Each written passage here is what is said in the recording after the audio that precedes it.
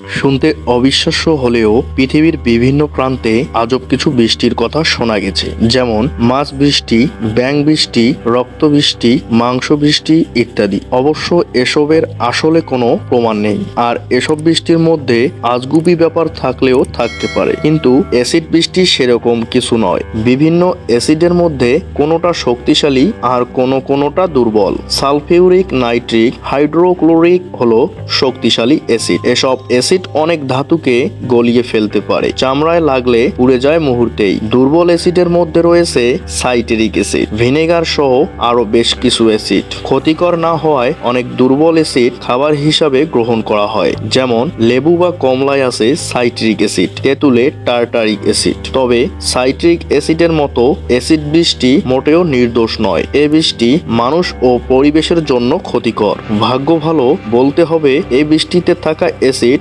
সাধারণত ততটা শক্তিশালী হয় না। পানির সঙ্গে মিশে এর শক্তি অনেকটাই কমে যায়, কিন্তু তারপরও এতে অ্যাজমা, ব্রঙ্কাইটিস, নিউমোনিয়া সহ নানান অসুখ হয়। এছাড়া মাটি ও পানি অ্যাসিডিক বা অম্লীয় হয়ে গাছপালা বা বনভূমি ধীরে ধীরে ধ্বংস হয়ে যায়। আবার নদী, নালা, পুকুর, হ্রদের মাছ ও অন্যান্য জীব অসুস্থ হয় বা মারা যায়। চেইন রিঅ্যাকশনের মতো এসব অসুস্থ মাছ খেয়ে অসুস্থ হতে বা মারা যেতে পারে পাখি বা অন্যান্য প্রাণী। এতে পরিবেশের স্বাভাবিকতা ধ্বংস হয়। সর্বোপরি বৈশ্বিক তাপমাত্রা বাড়িয়ে দেয়। তাই অ্যাসিড বৃষ্টি প্রত্যক্ষ ও পরোক্ষভাবে মানুষের জন্য ক্ষতিকর। অবশ্য অ্যাসিড বৃষ্টিকে বুমেরাংয়ের সঙ্গে তুলনা করা চলে। এটা আসলে মানুষের প্রতি প্রকৃতির এক ধরনের প্রতিশোধ, কারণ এই ক্ষতিকর বৃষ্টির জন্য আসলে মানুষই দায়ী। এর প্রধানতম কারণ বায়ু দূষণ। কলকারখানা বা গাড়ির ধোঁয়া ও অন্যান্য জ্বালানি পোড়া গ্যাসে নাইট্রোজেন অক্সাইড ও